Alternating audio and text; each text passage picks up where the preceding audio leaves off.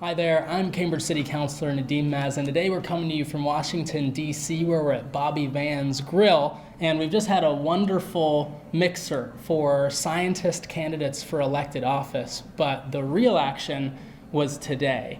This is Shaughnessy, the founder of 314 Action. Shaughnessy, tell us a little bit about today.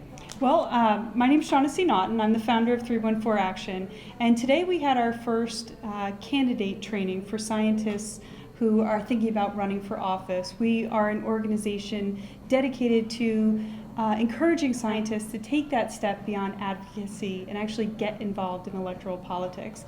And today was the start to that. Tell me what the kind of medium-term goals for the organization are. What is the organization really all about?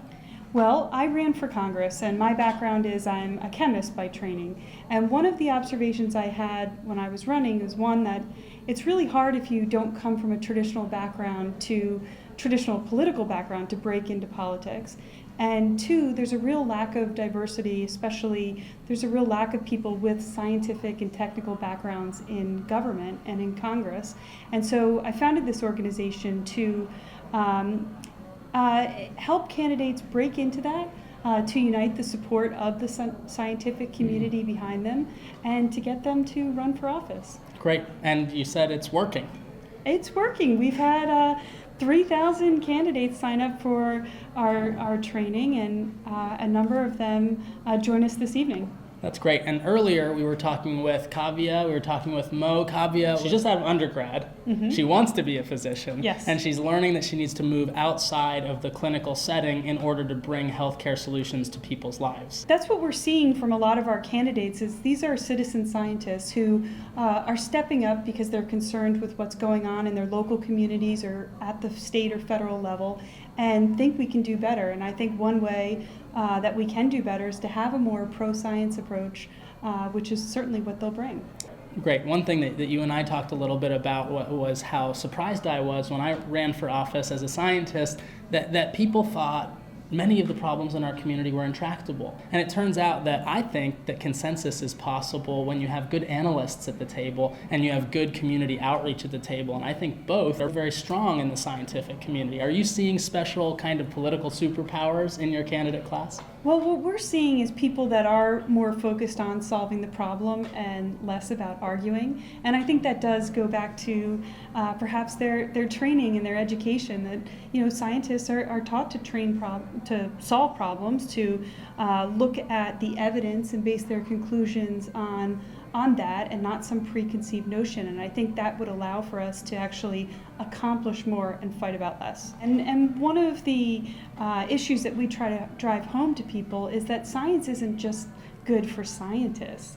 Science is good for all of us. It's good for clean air and clean water and advancements in medicine and technology. And I think having people with a greater understanding of that and with a training in the sciences would allow for us to make even greater investments in that. And in a way, I guess the science goes hand in hand. The things that people are learning in the lab and know through their experience as scientists goes hand in hand with what we need to do in society. The actual legislation is giving what we know legs, and it's giving what we've learned an actual practical account in people's lives.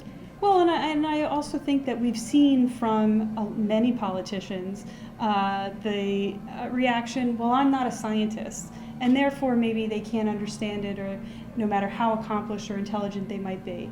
And so having people with that background says, I am a scientist, and I can tell you why this is important to us and our communities and our families. Totally agree. On our Cambridge Council, I was proud to run with Dennis Carlone when I first ran. He's an urban planner, I'm a scientist, and together we feel like, well, someone can read the reports, and I think we're generally now, after one term, trusted even by people kind of in a different political faction when it comes to talking about the nonpartisan issues. How does it really read? When we're all on the same team looking at the same data, it's great to have that insight on the floor. Tell me, as we wrap up, Shaughnessy, what is 314 Action bringing to candidates? What are the actual tools and super support that they're going to get to allow them to win? So we've been working with a number of candidates from the beginning of their exploratory committees, helping them put together professional staff and a professional campaign, showing them everything from how you set up a campaign to putting together a communication strategy and a finance plan, so that from the beginning they can launch successful campaigns that will help them be successful in their elections. Great. Talked to a lot of people today, people who want to run for city council, state rep, some people who want to run for Congress or in the House side or even the Senate side. These are people talking about raising $50,000 for a local race or $20 million for a big long-term battle. I think that's incredibly exciting. It is, and that's part of what we're doing as well, is organizing our donor network to recognize that these are valuable candidates to invest in. Wow. Well, thank you so much for your work, Shaughnessy, for 314 Action. Tell us where we can find you on social media.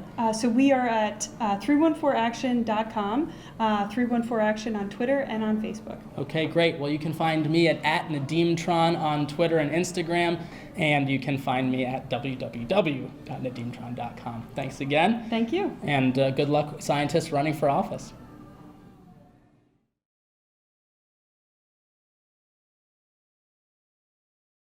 Yeah, folks, we have a very special guest, Congressman Jerry McNerney from California's 9th District, who will welcome us today. Congressman McNerney is one of very few members of Congress with a STEM background. So Congressman, please take it away. Well, thanks, 314 Action and Shaughnessy and you, Aaron, for organizing this. It's really great to have an opportunity for for scientists and STEM people to understand what it takes to get elected, what you're going to have to do that. I'm speaking to you from my campaign office in Stockton, California. My background is fairly simple. I have a PhD in mathematics. I spent about 20 years in the wind industry developing wind technology. Basically, what I did was I wrote computer simulation codes to calculate dynamic loads and to calculate control system behavior in wind turbines. Also, two of my three children are science PhDs. One's a neuroscientist and the other is a biophysicist. What caused me to run for office was my son, who's an attorney. He was in the Air Force at the time in 2004. He joined after 9/11, and he gave me a phone call in February of 2004 and said, "Dad, I'm serving in our nation's military. No one is running against the Republican incumbent in our district, and I want you to do your duty to the country like I'm doing." So it was hard to turn that kind of a appeal down. But I didn't have any clue what it took to get elected. He thought the ballots had already gone out, so I would have to get in as a write-in candidate in the primary to win the primary. We thought it would just take 12, 15 signatures, but that was completely wrong. It took 1% of the vote in the general election to qualify as a write-in candidate and to get the party's nomination for that general election. So we worked, we had about 2 weeks to get that number of signatures actually on the ballot. We sent out a little postcard, we made phone calls, and we printed out some on newsprint, some very inexpensive newsprint, and we just made it by 2 votes. So a lot of work went into those 2 weeks and we did make the ballot. Unfortunately, in the 2004 election, I really didn't know much about raising money or about organizing. Was kind of behind the 8 ball and we lost that election. But I learned a lot about how to be a candidate and how to speak in public. I can tell you public speaking is a huge challenge and you have to overcome that challenge. The way I did it was I finally went to an acting coach who sort of taught me to raise and lower my voice and to use gestures and to think about what I was saying beforehand. So it really helped. But you really need to overcome that obstacle. You need to raise money. It's painful. What I did was I went through every single person I knew in the world up to that point and gave them all a call and told them I was running for Congress, that I needed some money. And you'd be surprised on the list of people you know who will donate to you and who you won't. So you have to call everybody and you have to make the plea and sort of tell them why you're doing it.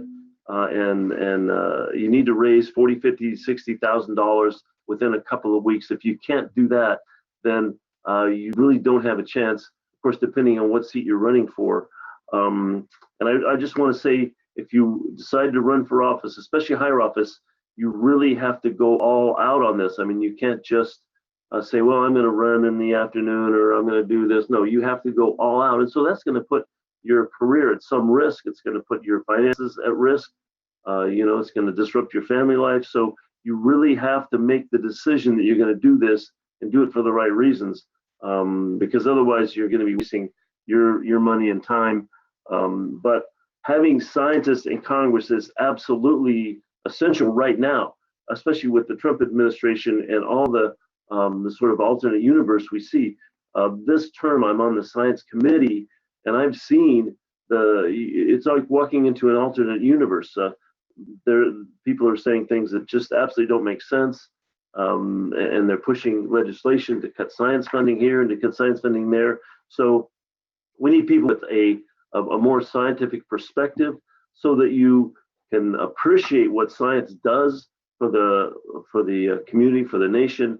You can appreciate what it takes to do science, so that we can have people that are there to support initiatives that will encourage science, encourage new scientists from coming up, and we need people to fight for what's true, and science-based policies that will help the nation, both our economy and our national defense, our national security.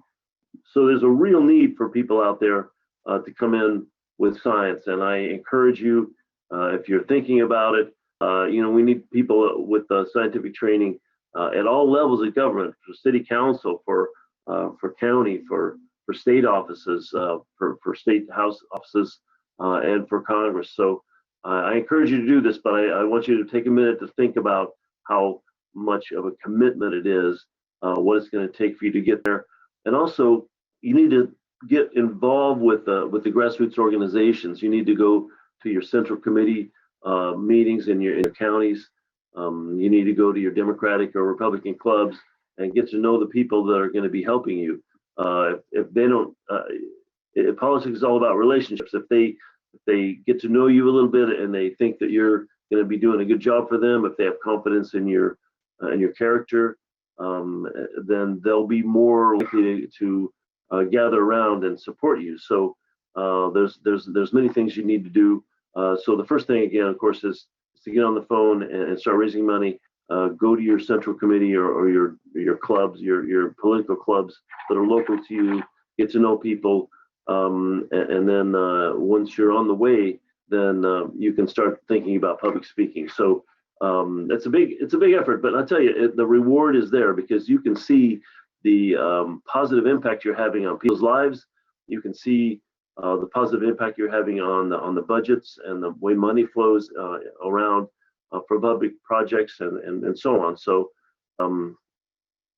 good luck. It's tough, but the reward is very big. Great, thank you, Congressman. If you don't mind, we just had one question from the audience. They wanted to know, pardon me. They wanted to know if, from an economic perspective, if we can make a real dollars and cents argument for science funding and the economic impact that it has. Would that create more support, particularly on a bipartisan basis, for science in Congress? Yes, absolutely. The fact that's one of the two strongest arguments for science funding are how it affects the economy. If we don't have good science research and good science development in this country, then other countries are going to take over on some of the areas that we lead, such as renewable energy and such as biotechnology or just plain tech. On the other hand, the other argument is national security.